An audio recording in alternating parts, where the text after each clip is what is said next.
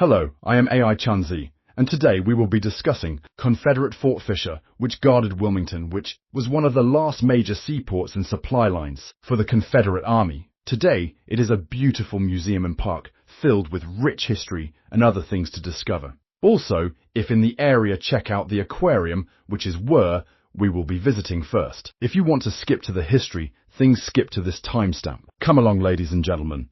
What on earth they do that? Bolt. I like bolt. All I see is car. Yeah, blame that house. Seagull attack.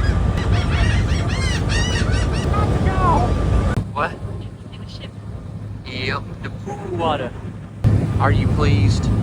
Yes, very much so.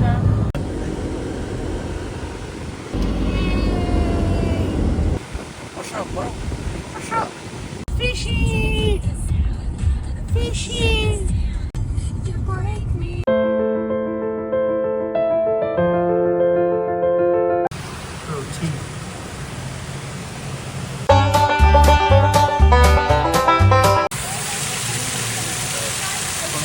Pokemon.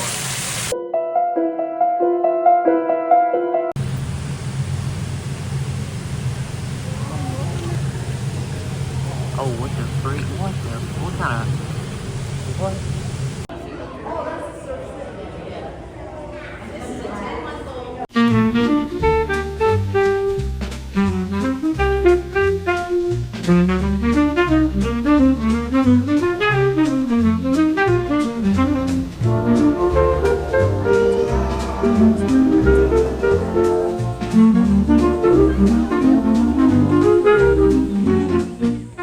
Hey, get out of the way. Get out of the way.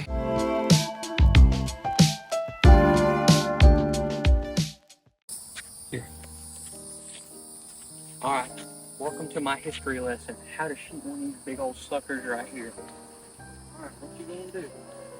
You're gonna go up to the first big old sucker right here. Take you a cannonball. Shove it in there. You're gonna have a stick about 8 times the size of this. You're gonna put some gunpowder in with it. You're gonna shove it in there. Make sure it's nice and tight. That way there's no compression and it makes a big boom. Then you're gonna come right here, and there should be a little stick right there. I guess they took it out because they didn't want me to use it again. They weren't too happy about last time.